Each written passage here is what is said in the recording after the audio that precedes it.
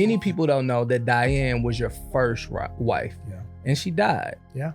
What was it like for a man who's preaching the gospel, having to get up on stage, talk about a God that at the time and in that season, you might not have a smile on your face when it came to him? Talk a little bit about losing the love of your life and then having to navigate that season. It was one of the toughest seasons of my life, going between, the irony of my church being Mount Zion and having to show up at Mount Zion and then go to the private valley of my own personal distress of watching my wife deteriorate while I'm encouraging other people, watching them get healed, watching miracles happen, but it wasn't happening for me. And then going through the demonic interrogation of how the enemy comes in and says, you're not anointed enough to even have faith to pray for your wife's healing, or it's not happening for you, and you live in this dichotomy of going up to the mountain and going to the valley and back and forth. And then you're in this place where, you have to show up for people and you put on this facade that everything is okay when it's not. And when she passed away, I think it was in that moment I realized, how fragile life was and how important it was for me to kind of take the mask off of pretentiousness, and let people know that people needed to know about my humanity more so than a divinity that rested within me. Why do we feel like we have to put this mask on? Is there something in culture that kind of prones us to like, hey, well, I'm a Christian, so now I have to be? Yeah. Like, why does things have to be taken off and versus coming in authentically as yourself in the beginning of your walk with Christ? God didn't make us human doings. He made us human beings. Yeah. And so how many people show up in your life and say, how you be? Yeah. How you be, bro? Like, how you be? Yeah. Because the doing anesthetizes us from the being. Hey family, welcome to another amazing edition of the Love You More show. But before we get to the show, I want to talk to people right now who are going through so much with their healthcare plan. Right? It's gone up hundreds, some even thousands of dollars. And many of you all can't afford the medicine that you need right now. I've been challenging all of my church partners across the country to partner with my friends at RX Outreach. This is a nonprofit organization that's going to give you the opportunity to get your medicine, which you may not can afford right now, absolutely free or little to no cost. You say, Willie, I ain't got no insurance. Listen, I totally understand. This opportunity is for you. I just want to make sure that you get the help you need. And that's why I partner with my friends at RX Outreach. So click this little link right here, all right? Or go to rxoutreach.org/Willie Moore Jr., okay? Now, it's time for the episode. Flat out. Love you more, love you more, love you more. Yes. Another episode of the Love You More show. As you can see, season 8 has started. And listen, my clothes seem like they fitting just a little bit tighter. You know what that means, don't it? I've been in that gym, okay? I've been working really, really hard because I believe longevity comes with consistency. And so I've been doing my best to make sure that I give you the best version of myself. And it starts with, the gym, okay? Today, I get the esteemed privilege to hang out with a man that I've seen for the last decade, really essentially making ripples in the gospel industry, in the church industry, as a civic leader, as an entrepreneur. He really is able to be the bridge between the streets and the church. Today, I get the esteemed privilege to hang out with my fourth favorite Q-Dog, Bishop Joseph Walker. He's in the house. What's going on, champion? What's up, my guy? What's up, man? So I got Ricky, a few cousins, and then there's you. That's what's up. I get it. Man, how you doing, brother? Man, I'm good, man. I'm good to be here with you, man. I'm honored, man. What you're doing, man, is just life-changing to so many people, man. So thank you for having me, bro. Indeed. Well, I don't know if you had the opportunity to watch any of the episodes, but what I like to do is I like to start with an icebreaker. So in this particular icebreaker, the name of this song is called Save Room for Me. Check this out. Is there anybody out there ever lost a loved one like me? Oh God, is there anybody out there ever lost a friend like me? Oh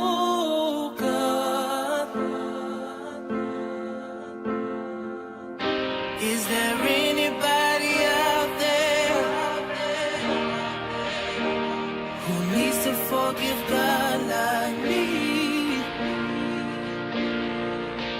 Let's keep it real. Last question. Is there anybody out there, cried itself to sleep like me? Oh God, go soon.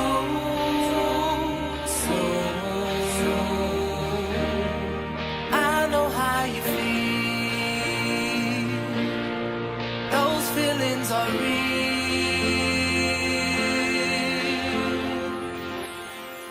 Talk to him. Everybody got an encouraging word. Y'all know how many I heard that ain't really working for me. Can I just keep it real with y'all today? Spent all this time on the grind. Should've been with you spending time, but I was busy working. Oh, life is more than working. Since you have been gone, it's just been so lonely around here. But I know there is a God. Lord knows I'm trying my best to hold back my tears. You're gone, but I wouldn't do to bring you back here. But I know that is impossible. My heaven awaits. My only request to God is save room for me. Oh, save some room, just a little room for me. Indeed, the name of the song is Save Room for Me. Bishop Walker, I gotta ask you this, man. Wow. It took you 3 years. Many people know about Stephanie, right? Yeah, yeah. Because she is the love of your life. You Yeah. guys have 2 amazing children. Many people don't know that Diane was your first wife, Yeah. and she died. Yeah. What was it like for a man who's preaching the gospel, having to get up on stage, talk about a God that at the time and in that season, you might not have a smile on your face when it came to him? Talk a little bit about losing the love of your life and then having to navigate that season. Yeah, bro. It was one of the toughest seasons of my life, going between, the irony of my church being Mount Zion and having to show up at Mount Zion and then go to the private valley of my own personal distress of watching my wife deteriorate while I'm encouraging other people, watching them get healed, watching miracles happen, but it wasn't happening for me. And then going through the demonic interrogation of how the enemy comes in and says, you're not anointed enough to even, have faith to pray for your wife's healing, or it's not happening for you. And you're living this dichotomy of going up to the mountain and going to the valley and back and forth. And then you're in this place where, you have to show up for people and you put on this facade that everything is okay when it's not. And when she passed away, I think it was in that moment I realized, how fragile life was and how important it was for me to kind of take the mask off of pretentiousness and let people know that people needed to know about my humanity more so than a divinity that rested within me. And I was just a real person, a real husband, losing a real wife.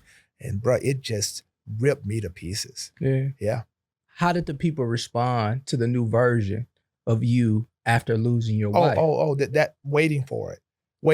And I don't know how is it that it takes trauma, sometimes a tragedy, to bring us to that place where we take off the mask, we come to that place where we can trust that our humanity will be embraced and accepted. Often people are waiting for that. I think that place of genuineness, authenticity is what began to really grow our church and bring people, endear people to our ministry because it was real. It wasn't pretentious. And of course, I lived it in real time. Like I preached through it. I was leading while bleeding, man. And it was real. Yeah.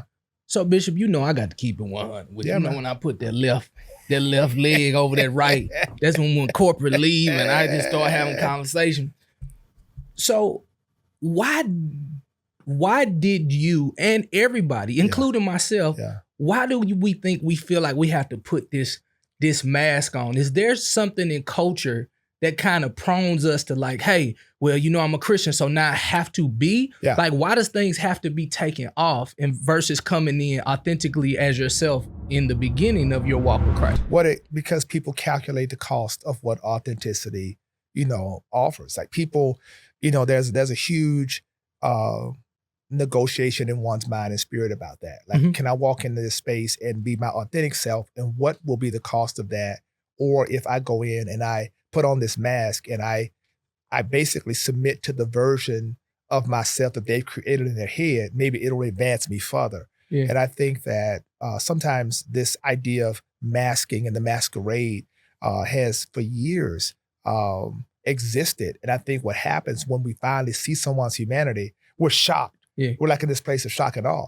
And one of the things that I'm really a proponent of is that we're not judged, man, on what we do. Right? We oftentimes we go and, what are you doing, bro? What are you doing? What are you doing? You're doing it, right? Yeah. But God didn't make us human doings. He made us human beings. Yeah. And so how many people show up in your life and say, how you be?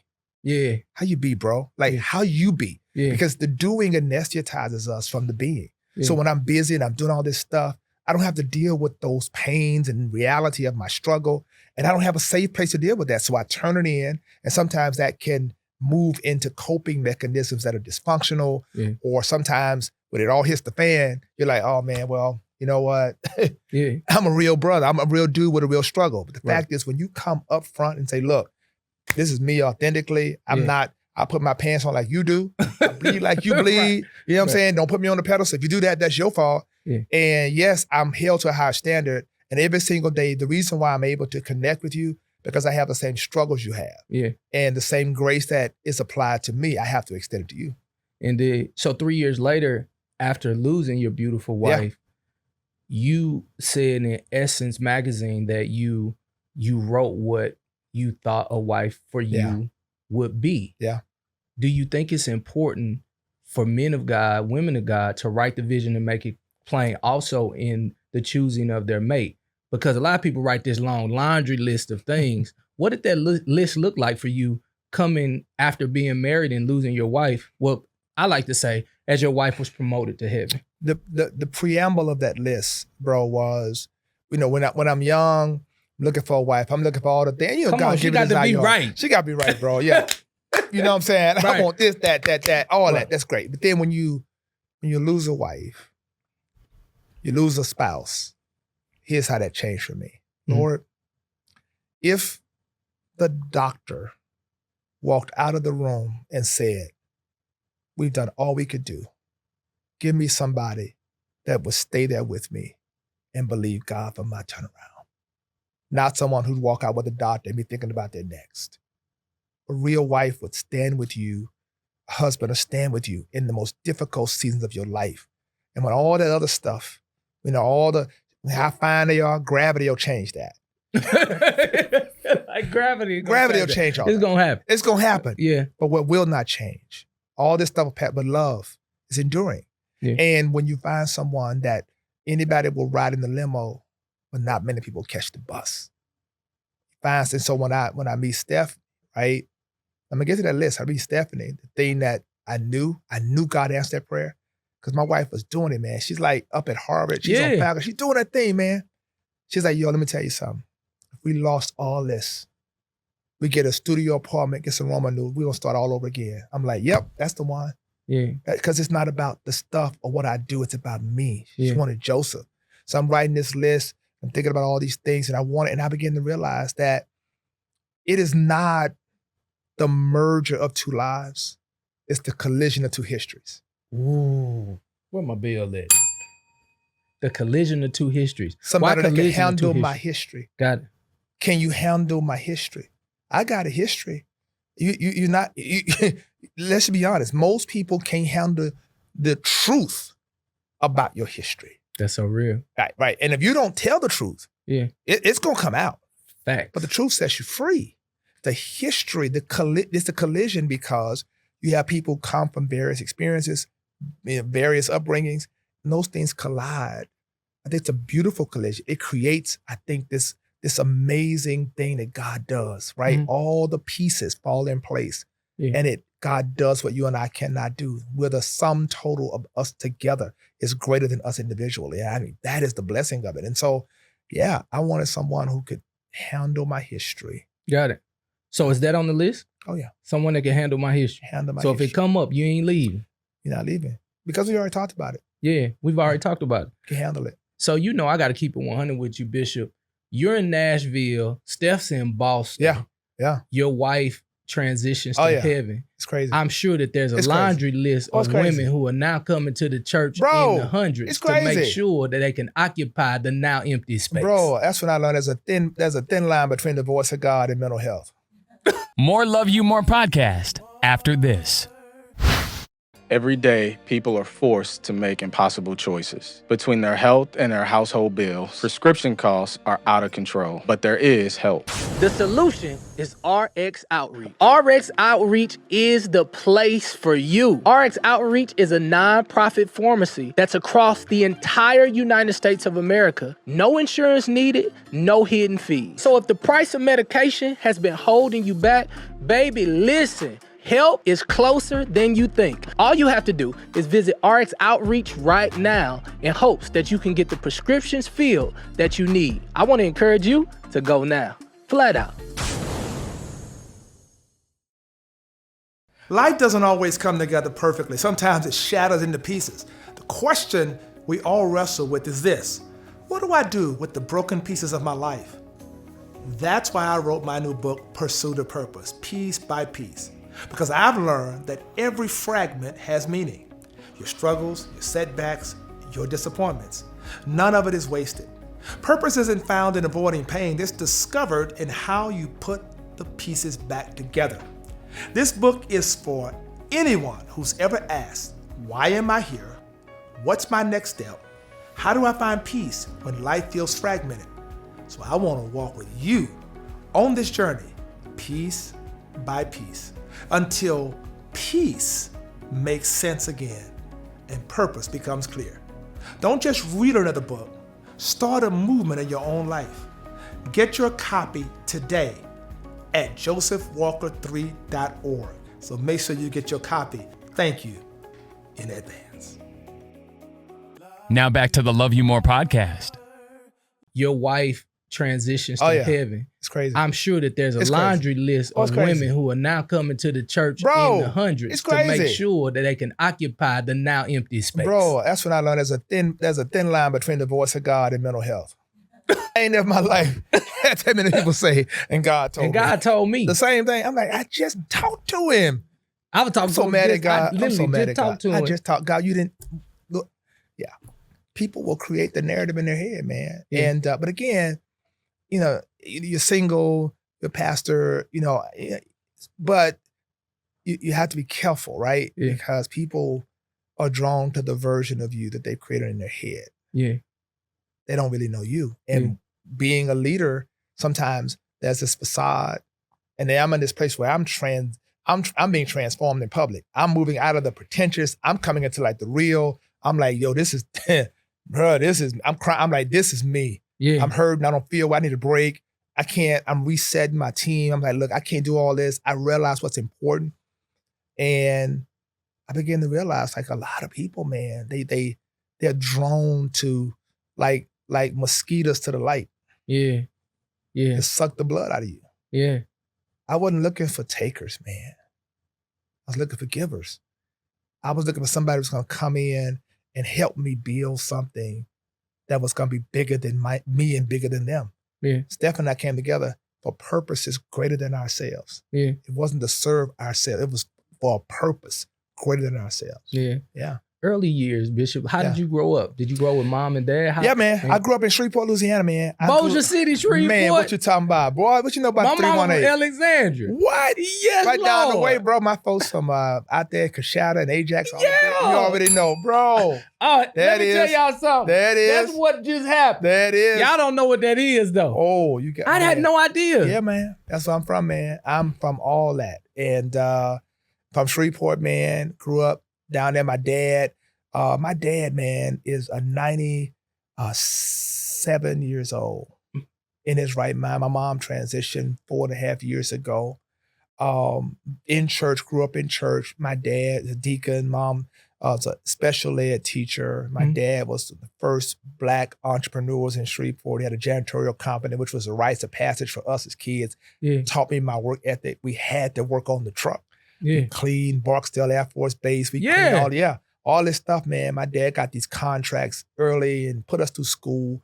And it just taught us our values, man. I grew up like that. Went to Southern in Baton Rouge. Okay. Marched in the Human Jukebox. Okay. Number one band in the world. And that's what I learned. Some things Dr. Isaac Greggs taught me about time management, about what it means. For your own time, you're late, be in the right place at the right time with the right stuff, better to concentrate. So I learned a lot of like how I lead from that. Yeah. The band made Boys to Men. Yeah. Southern moved me into that space. And of course, went on, got to Nashville, to Vanderbilt. And then I went up to Princeton, man, and did my doctorate work. I come from I didn't know I was poor. We were just the richest, poorest people on the street. You know what I'm saying? I thought everybody ate spaghetti every day. Right. I thought everybody had sugar water, bro. Yeah. Because we never talked about it. It's amazing how my parents had for us, right? And you realize I didn't know I was poor until I finished college. Yeah. And I came home, I was like, dang, like we really grew up poor. Like but poverty is a mindset, not a condition. Yeah. Right? And so I began to realize what God was doing in me, and God allowed me to see the world, man, from Shreveport. Yeah. And allowed me to, give back and be a blessing to so many in my hometown, and it's like you don't realize that formative space, how it's developing you, and how from meager beginnings, how God is really building stuff in you that you'll never, ever outgrow. Yeah. Yeah. Something similar is that my mother and my father, they both worked as housekeepers, Oh, right? yeah. And so my dad's from a little town in Mississippi. Yeah. He's 95 years young. Isn't that crazy? Still in his right mind. My dad, that's crazy. And then that generation. My mom 85. She's Isn't that still in her crazy? right mind, loving God, still cussing just a little Yeah. bit. And I just appreciate every word she gives me. But I just, being adopted and seeing these hard working men, right? Yeah. Like working really, really hard, handling their business, doing what they're supposed to do. However, my father, he wasn't an avid churchgoer. Yeah. Like mom would take me sometime. My I get Auntie Louise, to this day, she still think I'm on the usher board with the little burgundy pants, with the pink shirt, pink bow, with the burgundy bow tie, with the white gloves. She still think I could do that. Wow. But my dad never went, and it makes me think about men. Why do men sometimes shy away from the church and often believe that being led by another man is just something that they can't really compute? Like, I can just go to God myself. Yeah, that's really interesting. You bring that up, man. So to that point about growing up in that generation of men, right? There was a street, Cheatham Street in Shreveport, and there never was a day in my life I didn't see my dad go to work. Yeah. All the men on Cheatham Street, they backed out in the morning, their trucks going to work. And they put that in my mind about what manhood was, but then they all took their families to church. Yeah.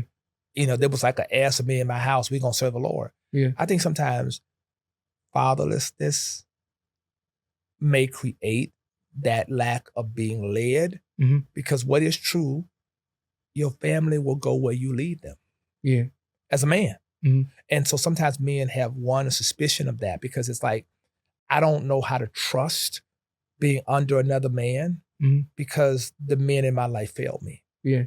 So that's a real concern. That is a legitimate thing, right? Yeah. That comes from something much deeper. It has nothing to do with the pastor, I have a fundamental distrust of the consistency of what that might be. I've been failed, let down in my life. I don't want to be let down again. So I'll go to God myself. I'll do that, right? I think another thing, it's about accountability. Yeah. Nobody wants to be accountable. Yeah. One of the biggest challenges for men is accountability. Can't tell me nothing. Only God can judge me. Of course. Of course. But do you really want that? Hey, God, I'd rather you judge me than him. Accountability, bro. Yeah. Because see, whatever you stand under is what you understand. Accountability. Can somebody call me and love me enough to tell me the truth? Yeah. In love. And, one of the things that I say to the men in our church, and we're blessed to have, Mount Zion Nashville has, oh my God, full of men. Yeah, I was right? going to ask you that. So you've been successful in it. But what messaging are you giving where men say, oh, I can rock with that?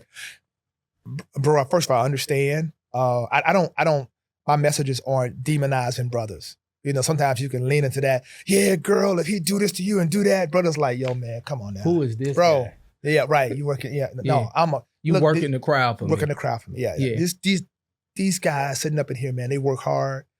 I'm telling the women, look, this man out here working. He already starting behind the 8-ball. He get out here, work, go to the ring. He's taking blows, and then the bell rings. He comes home. He ain't trying to fight in the corner, bro. Can you give him a glass of water, give him a massage, and say, hey, baby, keep your dukes up. It's gonna be all right, you know. Yeah. And I'm encouraging those brothers, and I'm being patient with them. And God has allowed an incredible, diverse group of men from Hollywood to major league professional sports, and all of them, baseball, football, basketball, to entertainment, to guys who are straight up out the hood, fresh out of jail, to all sit in the same space and feel a sense of comfort and connection, because I think it comes from that place of authenticity. Yeah. And that's ultimately what it is. Guys can sense what's real. Bro, this dude, he's talking about language, he's real. And so for me, it's all about purpose. I'm telling guys, you're here for a reason. And if you don't understand that reason, we all are here to solve a problem. And if you don't understand that problem, you become the problem. Yeah. So what I'm gonna do, I'm gonna help you understand what the problem is you're supposed to solve. That's real. That's what's up. So in essence, when Stephanie, she talked a little bit about meeting you for the first time, and she was like, hey, like, I don't want to meet the pastor. I don't want to meet him at all. Like, no. I want to meet. And I'm like, can you Google me? She's like, no, I'm not doing that. Yeah. I want Joseph. And I'm like, yo, that was different. I'm like, you want Joseph? Like, and I'm thinking like, but I did pray for this. And I'm like, okay, can you handle Joseph? Yeah. And I'll be honest, in full transparency, bro, like, I didn't roll all that out at one time. You gave a little bit. I was scared, bro. What parts did you hold in? Oh, and what parts did you give? Bro, like my struggles, you know, the stuff that I was like, you know, we as men struggle with, right? And dealing with like my insecurities, you know, my hesitancies, you know, I wasn't, some of the healing I hadn't fully experienced from the trauma of the loss, you know, and so, you know, you're living out, you're acting out, you're man, let me tell you something. When God sends you a wife, she got to be anointed for you. Because, bruh, everybody can't deal with us. Bro, everybody can't deal with us. Stephanie was anointed for me, bro, because the stuff, He bro, said, that woman needs the hand told it out. Did he say? That woman need a crown now. Yeah. You hear me? I mean, because the stuff that they feel put up real. to, because what I've learned is that God doesn't send people in your life for your actuality. He sends them for your potentiality. We're attracted to right now. Oh, you this for you'll miss your blessing because you caught up in your actual. Eyes have not seen or ears heard. It's about where you're going. God aligns somebody in your life. You sitting and they could be sitting in the corner quiet. You never know. This person is from my not yet. They'll watch me go through all these right now people. Just waiting until you recognize they're the gift you've been waiting on for your not yet. Yeah. What? That's so good. That kind of shook me. I felt the Lord pop in. I'm trying to keep it together because I'm trying to be professional. But no, I have to ask you this, Bishop. What is the misconception that most women have about men in ministry? Oh, well, I think that we are, I think there's several. I think one, that we don't have a lot of balance. That it's always about church and everything's gonna be about this and God and Jesus. That we're not like real people. Yeah, it's like we can't even look at the game, bro. We like the most down to earth, like, bro. We be like, yo, and let's be real clear, bro. We get married, we are not taking Mahalia Jackson on the honeymoon. We are not taking. We're not doing that, right? Like we're real people. They have struggles with that. I think also they have difficulty with how culture has created this narrative about who we are. Yeah. All preachers do this, and all preachers, and girl, be careful, because all, you know, and so that they drunk that, a lot of them drunk that Kool-Aid. And legitimately so. Some of that stuff is true. Yeah. But for the most part, it's not. And I think that can be a tough thing. It makes a lot of suspicion happen around. You know, Stephanie was like, I don't want to marry a pastor. Yeah. Shit, I ain't gonna do it. I'm like, why? No, because I heard about you guys. What does that mean? What is that? That's like, how did you gain her trust? No, for her to know that you're not one of those guys. I didn't introduce her to pastor. I introduced her to Joseph. Yeah. As I was being reintroduced to Joseph. Imagine that. That's real. We are both meeting Joseph. See, because I get called, check it, I'm under the Omega Psi Phi tree at Southern University. God called me among my frat brothers at 20 years old. 20, bro. I'm on my way to law school. Yeah. I'm about to graduate. Yeah, I'm about to go to law school. And bro, God called me. I'm Joseph. That's everybody know me as Joe. Now I get called. Now I'm Reverend. Then I get called to the church at 24. Now I'm pastor. That's just now. 7 years later, I get consecrated bishop in full gospel. Now I'm bishop. Now I'm presiding bishop of the Full Gospel Baptist Church Fellowship. Presiding bishop, pastor, reverend. Joe. I left Joseph way over here. So all these versions of me left Joseph back there. And so I'm like trying to rescue Joseph. What happened? I'm doing all this stuff trying to get back. So I'm rebelling privately against all these narratives. Like, I just want to go and can we go to Miami just for like 2 days and let me just sit on the beach and be Joseph? Yeah. Right? And nobody knows that version of me. Yeah. So I got to learn that version of me. I got to meet him because for 11 years, I'm married to Diane in my first marriage. Mount Zion's blowing up. I'm young. I'm trying to be this person they want me to be. Yeah. And then she dies, and now I got to run right into Joseph. And I'm like, yo, you a person. I'm looking in the mirror at home, bro, grieving, like, got to get to know me in a big old house by myself. Who am I? Wow. What? Hey, I'm really sorry to interrupt, but I want to challenge you to go ahead and subscribe to this channel. As it stands right now, we're at 295,000 people. So I need you to go ahead and subscribe. Tell a friend and tell another friend. I would really appreciate it. What that does, it tells the algorithm and people on YouTube across the country that there is something special happening on this show. So if you believe it, subscribe to this channel. Now back to the show.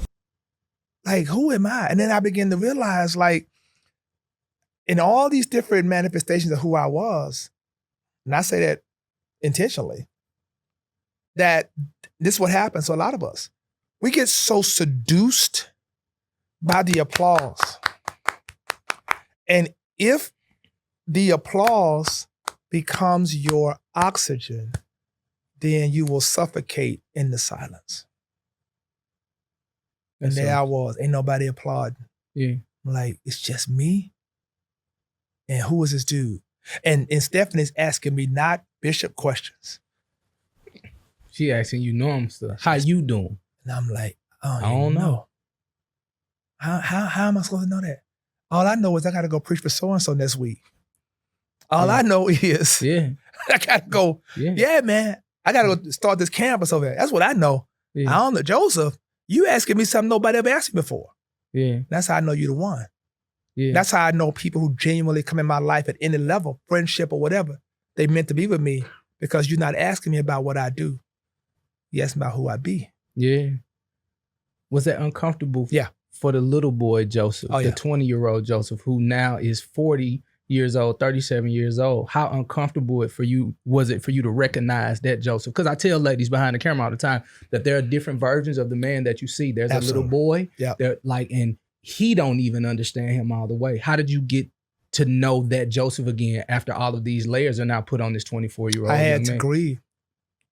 I had to grieve. I had to go through the process of grief and really, like, own that I missed that person.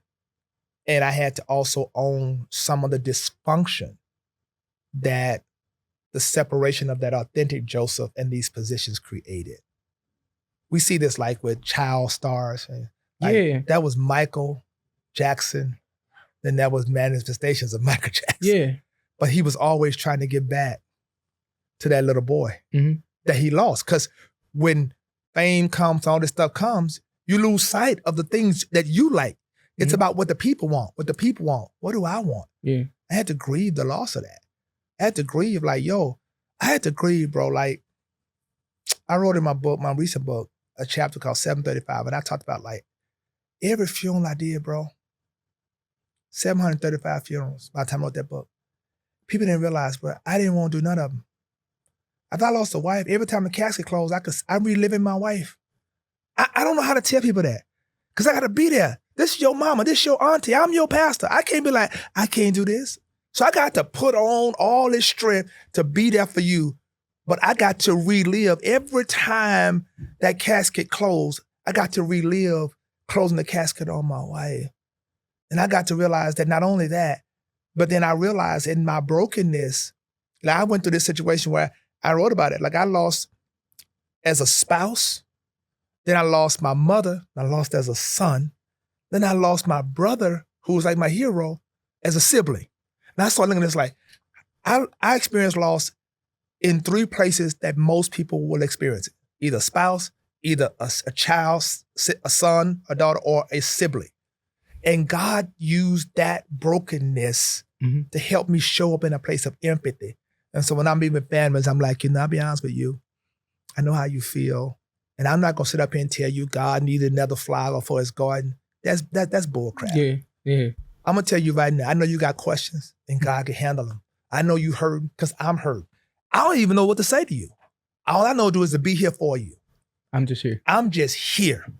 So, I don't know how this eulogy going to turn out. I can't sit on my computer and be like, I'm going to write this one. Listen, bro, you just lost your mama. You just lost. So what I'm going to do is I'm going to show up and let the Holy Spirit do what he going to do for us both because I'm still healing because it's still tending to the touch because I ain't had time. I ain't had time to deal with mine. And that's been years ago. And I had to keep going. People kept dying and people kept asking me. Can Bishop do my funeral? Can Bishop do the funeral? Can Bishop do? I'm like, bruh, can you imagine that? You just put your wife in there, and now you got to turn right back around and just keep doing it. And people don't mean any harm. Yeah. It's just they don't understand. They know you for what you do, not for who you are. Do. And that's why I wrote about piece by piece, the brokenness. Yeah. Yeah. So you have this 24-year-old Joseph who's now been not necessarily buried, but planted by the Joseph Walker that everybody's getting to know from 24 to now, you're in your 40s. Yeah. You get married again. You still have this grief that you still haven't dealt with. Yeah.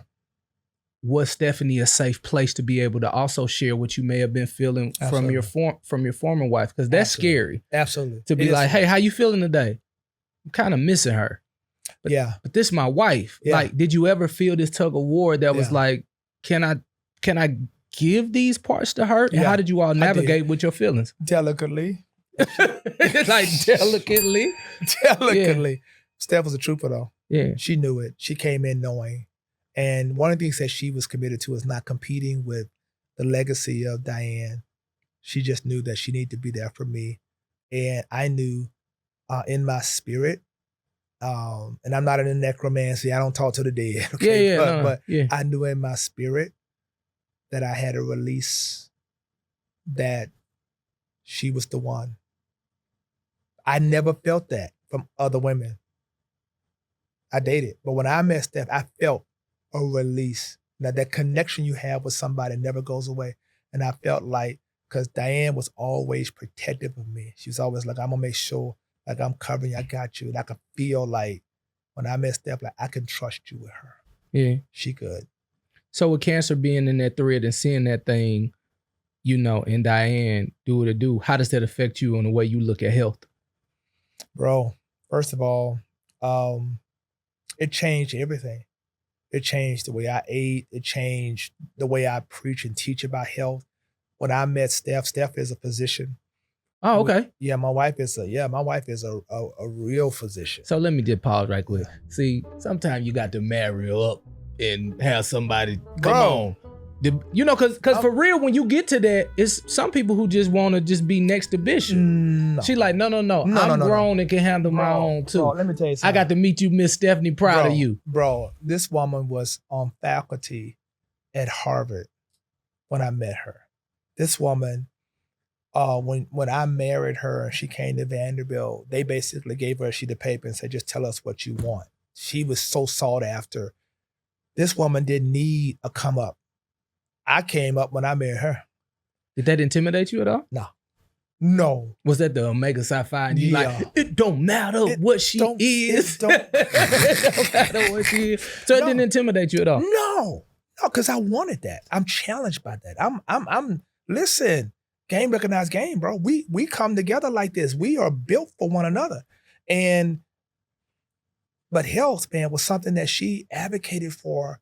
Changed our whole church. Changed for gospel. We started a thing called Church Fit, and I got off of pork. I got off of, red meat. I started eating healthy, man, getting myself right. It wasn't just about losing weight. It was about mental health. It was about holistic health. Mm-hmm. We put, dietitians in the church, created no fry zones, all this stuff, man. And so now everywhere I go, people laugh at me. They say, when you invite Bishop, man, you better make sure you got salmon and fruit, bro, because you're right. Y'all ain't about to make me dig my grave with no fork. Man, I was just with Kirk Franklin on the cruise, right? My guy. And so it's vacation. Yeah. So he's still of course eating. I'm still Yeah. eating salmon. Yeah. I'm doing my best. Yeah. But they had old carrot cake with a little. I said, Yeah. did you throw a little ice cream on Yeah. there? Kirk walks around the corner and he was like, you eat that? Food police. I said, Kirk a food deputy, man. I said, bro.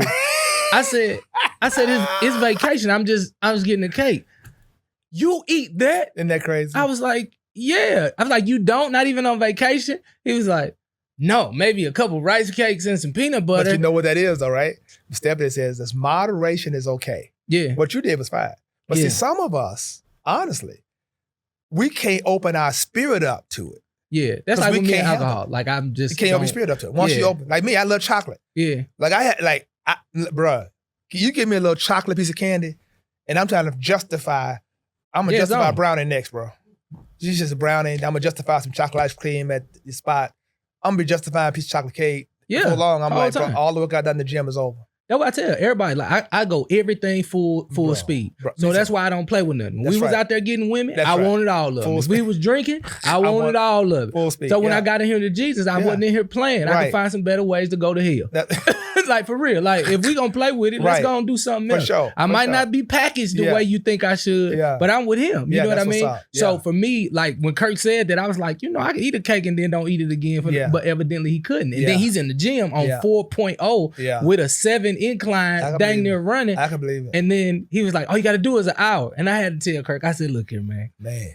I speak and I tell a few little funny jokes in some of the comedy clubs. There's nothing that requires me to work that hard.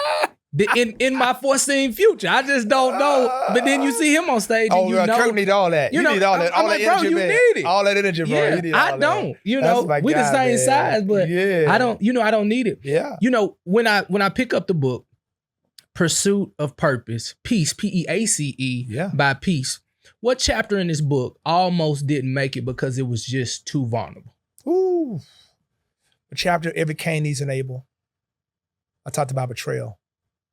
I talked about when you bring people close, you love people, and how you realize that you don't necessarily get to control the narrative. Sometimes people are your friends until they're not. Everybody experiences that level of betrayal, and it hurts so much when you have a good heart, Mhm. and how a broken heart and betrayal is after your heart. It's trying to change the nature of your heart. If it changes the nature of your heart, then you'll never trust like that again. But I had to remove the walls so that I could allow love to come back. Yeah. And I can't let somebody else's situation and how they treated me cause me to judge someone else's motives and intents. But that was a hard chapter, bro, because I was living in real time, man. So you were writing the In betrayal real chapter in real time. In real time. When you help people, man, you know that feeling when you help people and then they have amnesia, or Yeah. people walk into a place and act like you don't exist. And you're like, did that just happen? And you're trying to figure out in your mind, what did I do? Yeah. What did I do? And you realize you did nothing. It's something they've got to work through themselves. Mhm. And I had a difficult time with that because I think I'm a pretty nice guy. And when people broke my heart and people betrayed me, it was just hard. That almost didn't make it, man. Yeah. Yeah. How do you handle Bossier City, Shreveport, Joseph with the bishop when somebody betrays? Here's the thing, I'm from St. Louis and I love God with all my heart.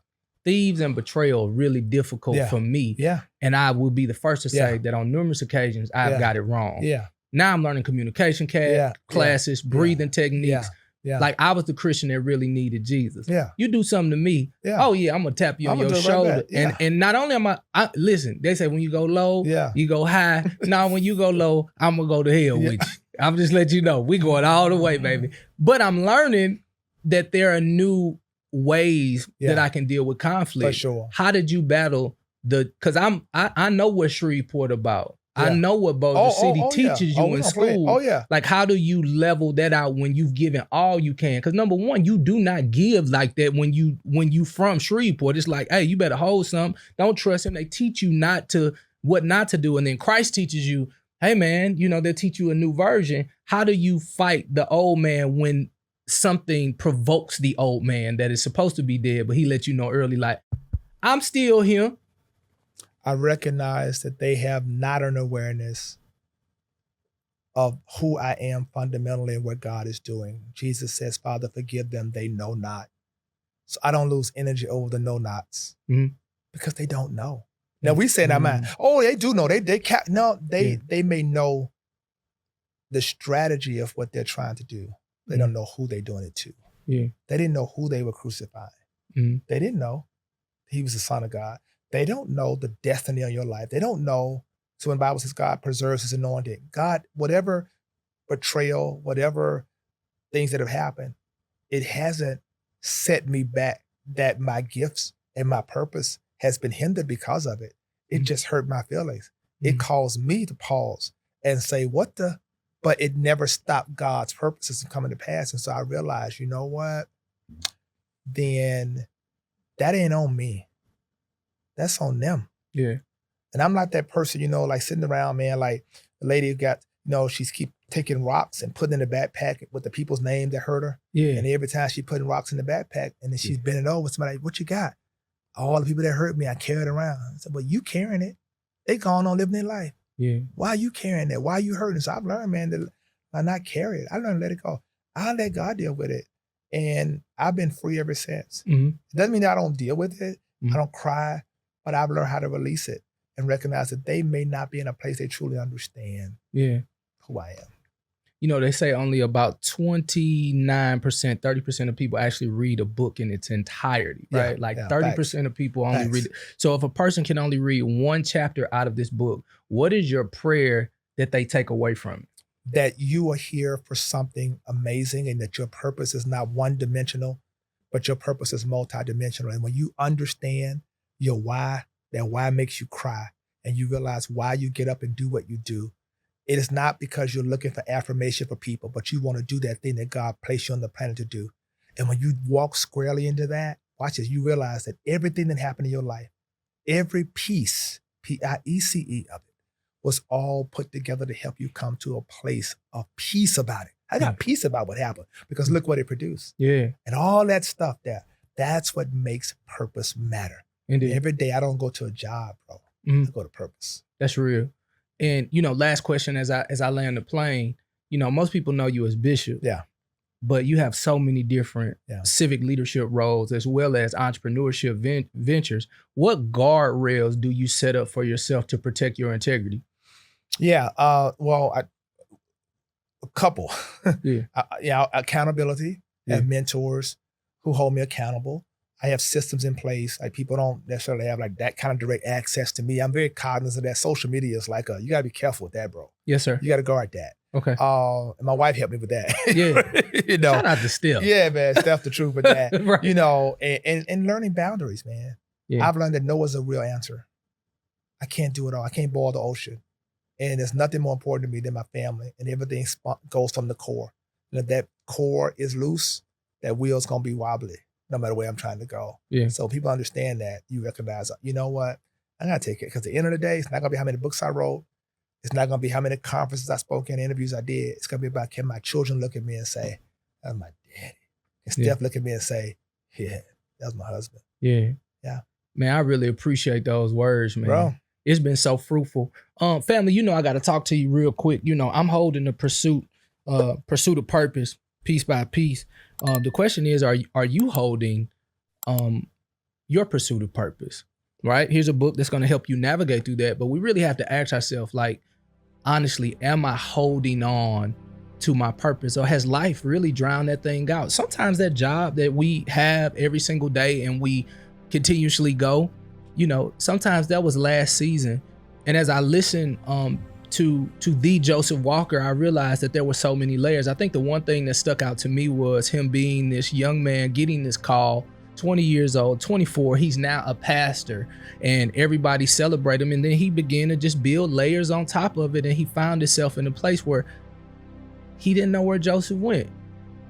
And he had to go back and find out some of the attributes of what he was. And here's the thing, he didn't take all the bones with the fish, right? Sometimes just spit the bone. They don't go now, but who am I foundationally? The question becomes for you, like, who are you foundationally now? Besides the babies, besides the job, besides the wife, besides the husband, besides the title. Many of you all know my story, and I often tell you that, man, that version of myself that I was praising, that I held as an idol, like he had to die. And my question to you is, are you willing to let God kill it? You say, how will God kill something that I hold on so, like I'm holding on like it's so sacred? The truth is, sometimes when people air you out and they put you on blast, or they seem to betray you, and now they know this version that was supposed to be a secret, you're still holding on to that, and you saying, listen, I never forgive this person because they wasn't supposed to say that. The truth is, God used them to make sure that that person was outed, because he or she no longer can serve the purpose that God has for you in your future. Full transparency. Just this last week, I was sitting there, I'm just hanging out with God. I like to drive my little fast car. Me and God, we go to talk. And I got my little worship music on, and I was talking. And I was like, God, hey, search my heart. I don't know why I said that. I said, God, search my heart. And he showed me that I still had some ought and unforgiveness for someone. And I was like, well, I mean, I'm cool. Like, I try to be cool with them.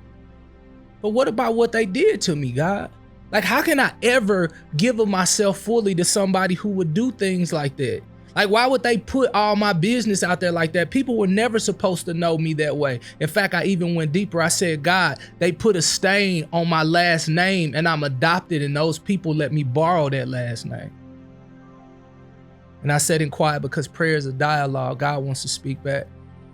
And I heard in my spirit, he was supposed to die. He was supposed to be outed. And how can you be mad at the person who helped you become free? And I have to handle her different now. Because how can I be mad on how it happened when it was supposed to? And I know what you're thinking, man, that's a mature way to look at it, man. Christian people always try to put the silver lining in it, but I just believe that all things work together for the good, for those who love the Lord and are called according to his purpose. And maybe, just maybe today, you realize that your purpose was so much bigger than the pain that someone else caused you. And maybe you can offer them that hand of forgiveness, because the trick of the enemy is to make your hard heart, your heart just to be so hard that you can't receive the love and the revelation that's necessary. The Bible often talks about like your heart, like you hear it in your heart. The problem is ain't no ears in there, right? But that's the bridge between you and other people.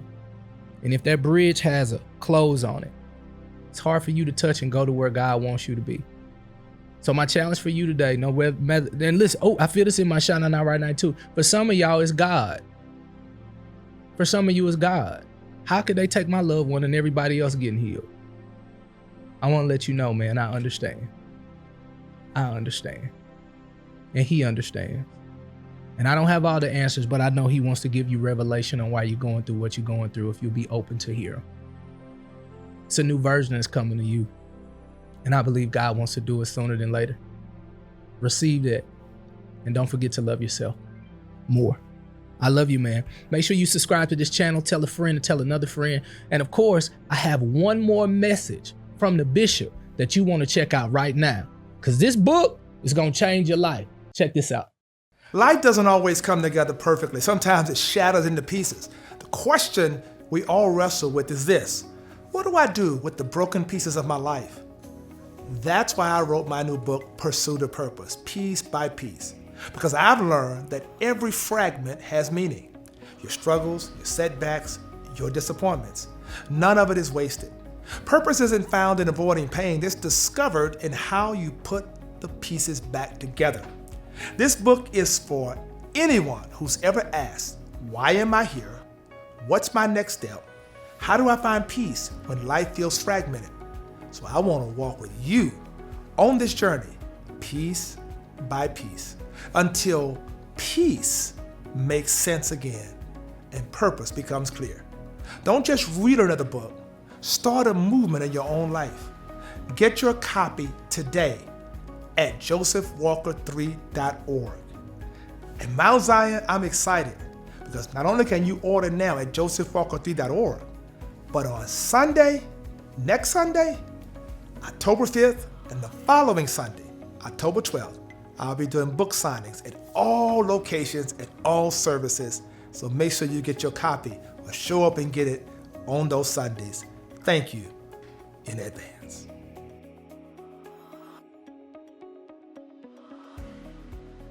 Love you more, love you more, love